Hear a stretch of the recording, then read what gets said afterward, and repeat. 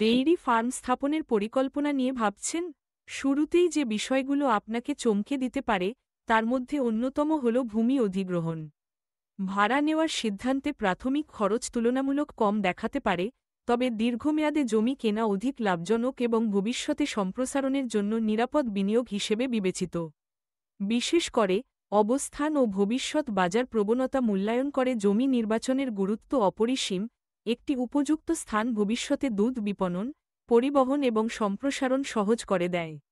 ইনফ্রাস্ট্রাকচারের খরচ বিশ্লেষণে দেখা যায়, গোয়ালঘর, মিল্কিং প্যাভিলিয়ন এবং বর্জ্য ব্যবস্থাপনা এই তিনটি খাতে খরচ অনিবার্য। স্থানীয় নির্মাণ সামগ্রী ও শ্রমিক ব্যবহার করলে খরচ কমানো যায়, আবার মিল্কিং প্যাভিলিয়নের প্রযুক্তি বাছাইও গুরুত্বপূর্ণ। ম্যানুয়াল সিস্টেমে প্রাথমিক বিনিয়োগ কম, কিন্তু অটোমেটেড সিস্টেম উৎপাদনশীলতা বাড়ায় এবং শ্রম খরচ দীর্ঘমেয়াদে কমিয়ে দেয়। আধুনিক বর্জ্য ব্যবস্থাপনা যেমন বায়োগ্যাস প্ল্যান্ট শুধু পরিবেশের জন্য ভালো নয়, বিদ্যুৎ উৎপাদন ও কম্পোস্ট বিক্রির মাধ্যমে বাড়তি আয়ের সুযোগও এনে দেয়। গবাদি পশু সংগ্রহের ক্ষেত্রে উচ্চ ফলনশীল জাতের পশু নির্বাচন করলে প্রাথমিক খরচ বাড়তে পারে, তবে দুধ উৎপাদন ও আয়ের গতি বাড়ে। পশুদের বয়স, স্বাস্থ্য এবং প্রাথমিক পশু চিকিৎসা এসব বিবেচনা করা জরুরি, কারণ সুস্থ ও তরুণ গাভী দীর্ঘমেয়াদে বেশি দুধ দেয় এবং চিকিৎসা খরচ কম রাখে। ডেইরি ফার্ম চলমান পরিচালনায় সবচেয়ে বড় খরচ আসে ফিড বিল থেকে।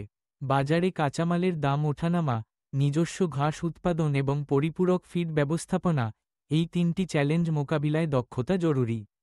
শ্রমিক নিয়োগেও সঠিক হিসাব রাখতে হয়, পূর্ণকালীন কর্মী চাইবেন নাকি আংশিককালীন। মিল্কিং, পশু স্বাস্থ্য পরীক্ষা ও ফার্ম রক্ষণাবেক্ষণে শ্রমিকদের দক্ষতা ও সংখ্যা নির্ধারণে খরচ বাড়তে বা কমতে পারে। বিদ্যুৎ, পানি, যন্ত্রপাতির মেরামত এবং ইন্স্যুরেন্স প্রিমিয়াম এসব খাতে নিয়মিত ব্যয় বাজেটে অন্তর্ভুক্ত করা আবশ্যক। নতুন উদ্যোক্তাদের জন্য খরচ সাশ্রয়ের কিছু কার্যকর কৌশল আছে। দ্বিতীয় হাতে ব্যবহৃত যন্ত্রপাতি ও অবকাঠামো খুঁজে বের করলে বড় অঙ্কের সাশ্রয় সম্ভব। নিজের হাতে নির্মাণ বা মেরামত করার যোগ্যতা থাকলে শ্রমিক খরচ কমানো যায়। সবসময় বড় শুরু নয়, বরং কম পশু নিয়ে শুরু করে পর্যায়ক্রমে গুণগত মানের জেনেটিক্স উন্নয়ন করা ভবিষ্যতের জন্য নিরাপদ ও উপযোগী। এতে প্রাথমিক ঝুঁকি কম থাকে, আবার বাজার ও প্রযুক্তির পরিবর্তনের সঙ্গে খাপ খাওয়ানো সহজ হয়। মুনাফা বাড়াতে ডেইরি ফার্মে বৈচিত্র্য আনা সবচেয়ে কার্যকর। কেবল দুধ বিক্রি নয়, বরং দই, পনির, ঘি কিংবা সরাসরি গ্রাহকের কাছে বিক্রির মাধ্যমে আয় বাড়ানো যায়। উচ্চ ফলনশীল জেনেটিক্সে বিনিয়োগ করলে দুধ উৎপাদন উল্লেখযোগ্যভাবে বেড়ে যায়, যা বিনিয়োগের দ্রুত ফেরত নিশ্চিত করে। পশুর বর্জ্যকে কম্পোস্ট, বায়োগ্যাস বা স্থানীয় কৃষকদের কাছে সার হিসেবে বিক্রি করাও বাড়তি আয়ের পথ খুলে দেয়। এটি পরিবেশবান্ধব প্র্যাকটিস হিসেবেও ক্রমশ জনপ্রিয় হচ্ছে। দীর্ঘমেয়াদী টেকসইতা ও বৃদ্ধির জন্য প্রযুক্তি সংযোজন অপরিহার্য। ফিডিং, মিল্কিং ও পশু পর্যবেক্ষণে অটোমেশন খরচ কমিয়ে দেয় এবং উৎপাদনশীলতা বাড়ায়।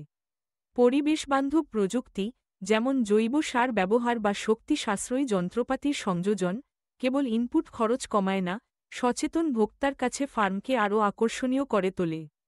বাজার প্রবণতা ও ভোক্তার চাহিদা পরিবর্তনের সঙ্গে মানিয়ে নিতে পারলে প্রিমিয়াম মূল্যে বিক্রির জন্য বিশেষ বাজার খুঁজে পাওয়া যায়, যা দীর্ঘমেয়াদী আয়ের নিশ্চয়তা দেয়। অতএব, ডেইরি ফার্ম স্থাপন ও পরিচালনা একটি দীর্ঘমেয়াদী পরিকল্পনা, যেখানে প্রাথমিক বিনিয়োগ, চলমান খরচ ও লাভজনকতা সবকিছুই সাবলীলভাবে সমন্বিত করতে হয়।